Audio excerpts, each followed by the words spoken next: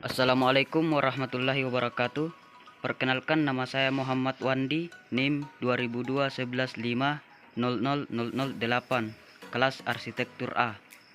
Pada video ini saya akan mempresentasikan materi yang telah diberikan pada mata kuliah Teori Arsitektur untuk ujian tengah semester. Pokok pembahasan pada presentasi ini adalah analogi dalam arsitektur, paradigma arsitektur, pengertian, fungsi, dan teori arsitektur. Yang pertama adalah analogi arsitektur pada materi kedua pertemuan keempat. Dalam menganjurkan cara-cara khusus untuk memandang arsitektur, para ahli teori seringkali mendasarkan diri pada analogi. Analogi merupakan salah satu pendekatan bentuk yang digunakan dalam dunia arsitektur. Menurut Donna P. Dwyer, analogi merupakan suatu usaha untuk mencapai persamaan dan kesamaan terhadap benda-benda dengan berbagai macam hal. Pendekatan analogi dapat dikatakan berhasil jika pesan yang ingin disampaikan atau objek yang dianalogikan dapat dimengerti oleh mayoritas orang. Dalam konsep analogi, hal yang terpenting adalah persamaan antara bangunan dan objek yang dianalogikan. Maksud persamaan ini adalah pesan yang akan disampaikan nantinya, bukan benar-benar bentuk ataupun ukuran bangunan yang serupa. Berdasarkan tokoh atau para ahli yang mempengaruhi teori analogi ini, yaitu diantaranya Marcus Vitruvius Folio, Frank Lloyd Wright, Le Corbusier, John Christopher Jones, serta Christopher Alexander. Ada beberapa analogi yang sering digunakan oleh para ahli teori untuk menjelaskan arsitektur, yaitu analogi matematis. Analogi matematis adalah analogi yang berdasarkan pada ilmu hitung dan geometri dalam pengambilan keputusan dalam arsitektur. Contoh analogi matematis pada karya arsitektur yaitu berupa pada gambar tersebut yang merupakan bangunan piramida Agung Giza, Mesir, yang merupakan salah satu penerapan analogi matematis geometri, di mana pembangunan tersebut berbentuk prisma segitiga dan juga menyimpan fakta matematis yang cukup unik di balik arsitekturnya. Kemudian analogi biologis. Analogi biologis adalah analogi yang berdasarkan pada pemahaman dan pertimbangan biologis. Analogi ini menghasilkan dua bentuk teori arsitektur, yaitu organik dan biomorfik. Bentuk organik bersifat sangat umum dan memusatkan perhatian pada hubungan antar bagian bangunan atau antara bangunan dan ronanya. Sedangkan bentuk biomorfik bersifat lebih khusus dan memusatkan perhatian pada proses pertumbuhan dan kemampuan pergerakan yang berkaitan dengan organisme. Pada gambar tersebut merupakan salah satu contoh penerapan analogi biologis pada arsitektur. Bangunan ini berada di Bali yang dibangun oleh Elora Hardy serta dengan ibuku. Ibuku merupakan sebuah perusahaan jasa desain. Bangunan ini merupakan salah satu penerapan analogi biologis organik karena mengedepankan sebuah proses pembangunannya terhadap fungsi dan keadaan serta keberadaan bangunan tersebut terhadap lingkungan sekitar dengan memanfaatkan material alam yaitu bambu sebagai struktur dan konstruksi pada bangunan tersebut. Kemudian analogi romantik. Ciri pokok dari arsitektur romantik adalah bahwa ia bersifat mengemban dan mendatangkan atau melancarkan tanggapan emosional dalam diri si pengamat. Dapat dilakukan dengan dua cara, yaitu dengan menimbulkan asosiasi dan memulai pernyataan yang dilebih-lebihkan. Contoh analogi romantik pada karya arsitektur yaitu bangunan gereja Ronchamp Kapel karya Le Corbusier. Ini memiliki bentuk yang berbeda dari bentuk gereja pada umumnya, yaitu bentuk yang tidak lazim serta unik untuk ukuran sebuah bangunan kapel atau gereja kecil. Ronchamp kapel mempunyai bukaan dengan bentuk dan letak yang bervariasi dan susunan yang tidak teratur. Ukuran besar jendela tidak sebanding ketebalan dindingnya yang sebagian ada mencapai 2 meter. Kemudian analogi linguistik. Analogi ini menganut pandangan bahwa bangunan adalah sarana penyampaian informasi kepada para pengamat dengan salah satu dari 3 cara, yaitu model sintaksis, tata bahasa, model semiotik, dan model ekspresionis. Contoh penerapan analogi linguistik pada karya arsitektur dapat dilihat pada gambar tersebut.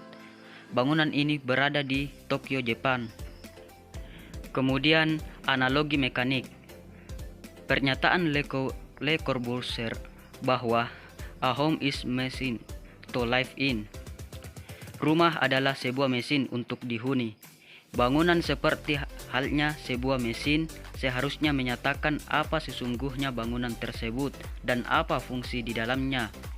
Contoh analogi mekanik pada karya arsitektur adalah Villa Savoye, sebuah bangunan yang dirancang oleh Le Corbusier seperti dilihat di Villa Savoye, berfungsi sebagai penentu bentuk dan ekspresi, ornamen-ornamen yang tidak perlu dihilangkan. Yang terakhir adalah analogi pemecahan masalah.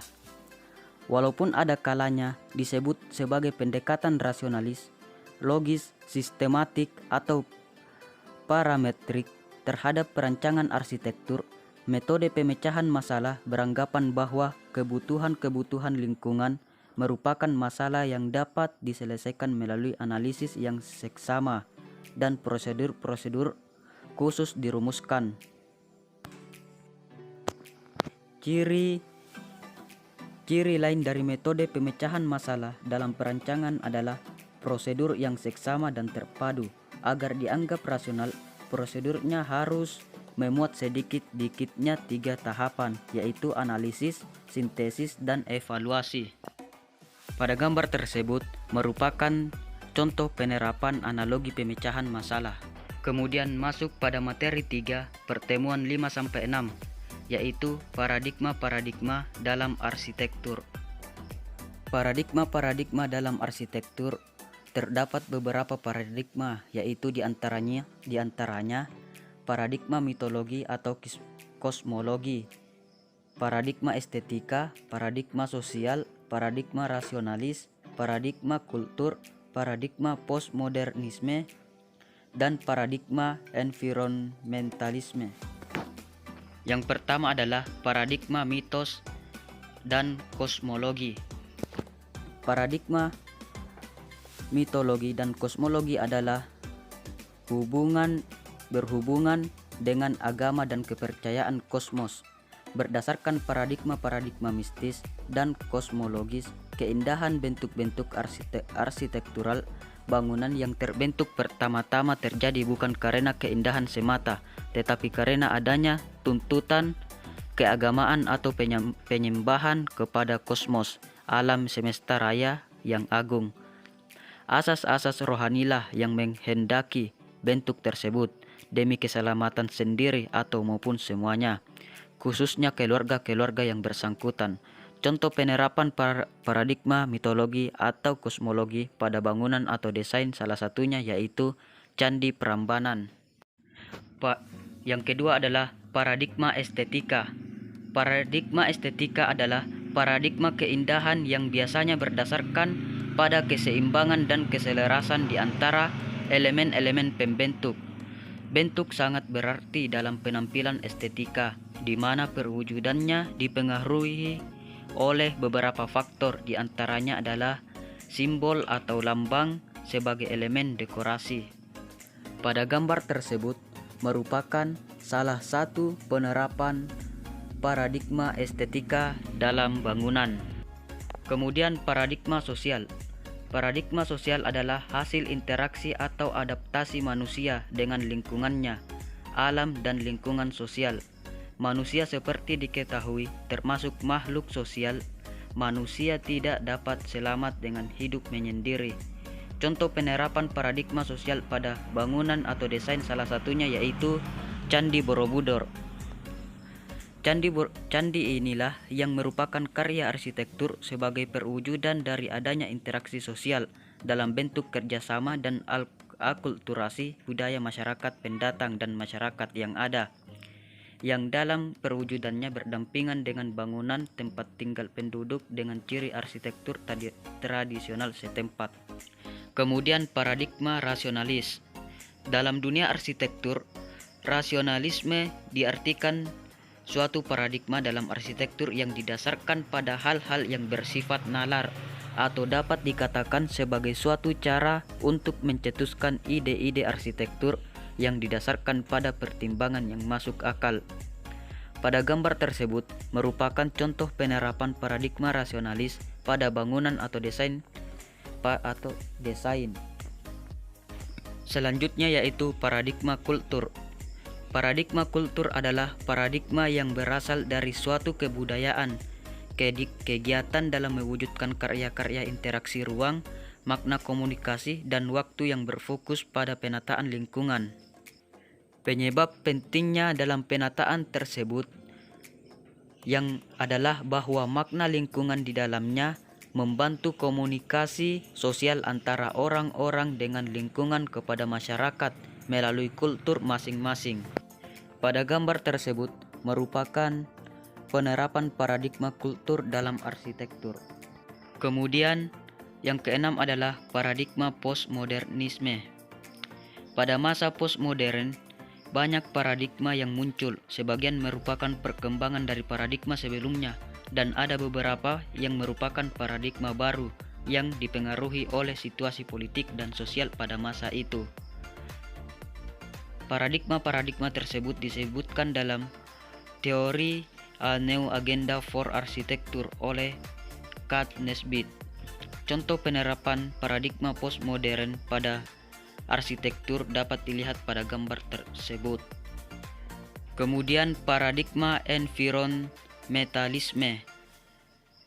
Paradigma environmentalisme adalah paradigma yang menjadikan alam sebagai dasar pemikiran. Sebagai contohnya dapat kita lihat pada karya Frank Lloyd Wright, yaitu bangunan Falling Water, di mana bentuk dari bangunan diselaraskan dengan tebing-tebing dan air terjun. Kemudian materi berikutnya yaitu materi 1 pada pertemuan 1-3 yang membahas tentang pengertian arsitektur, fungsi arsitektur, serta teori arsitektur. Yang pertama adalah pengertian arsitektur menurut para ahli, yaitu pertama Marcus Polio Vitruvius. Menurut Marcus Polio Vitruvius, pengertian arsitektur adalah sebuah kekuatan, kekokohan, firmitas, keindahan atau estetika, venusitas, dan kegunaan fungsi utilitas. Menurut Banhart dan Stein, arsitektur adalah seni dalam menegakkan bangunan, di mana di dalam seni tersebut terdapat segi perencanaan, konstruksi, dan solusi dekorasinya. Sedangkan menurut Robert Gutman, arsitektur adalah suatu lingkungan produksi yang tidak hanya menjabati manusia dan lingkungan, tetapi juga sebagai wahana ekspresi kultural untuk mengatur kehidupan jasmania dan psikologis. Kemudian menurut Francis de Cachin, arsitektur adalah kegiatan menyusun suatu tautan yang mempersatukan ruang, bentuk, kiat, dan fungsi. Kemudian fungsi arsitektur. Adapun fungsi arsitektur yaitu fungsi bentuk artistik, fungsi perwadahan, fungsi modifikasi atau kontrol iklim, fungsi filter lingkungan, fungsi pembentuk perilaku, fungsi investasi modal. Kemudian teori arsitektur. Teori dalam arsitektur digunakan untuk mencari apa yang sebenarnya harus dicapai dalam arsitektur dan bagaimana cara yang baik untuk merancangnya. Berikut beberapa teori mengenai arsitektur, yaitu yang pertama, teori arsitektur yang umumnya mengamati aspek formal, tektonik, struktural, representasional, dan prinsip estetika yang melandasi gubahan arsitektur. Teori yang tergolong dalam kelompok ini cenderung bersifat superficial, deskriptif, dan perspektif. Kemudian yang kedua adalah teori berusaha menjelaskan bagaimana para arsitek mengembangkan prinsip dan menggunakan pengetahuan, teknik dan gambar dalam proses desain dan produksi bangunan. Yang terakhir adalah teori yang bertujuan untuk menjelaskan makna dan pengaruh arsitek, mendudukkan arsitek dalam konteks sosial budayanya, memberikan bagaimana arsitek bekerja sebagai prosedur budaya atau memahami bagaimana arsitek digunakan dan diterima oleh masyarakat. Demikianlah yang dapat saya sampaikan. Assalamualaikum warahmatullahi wabarakatuh.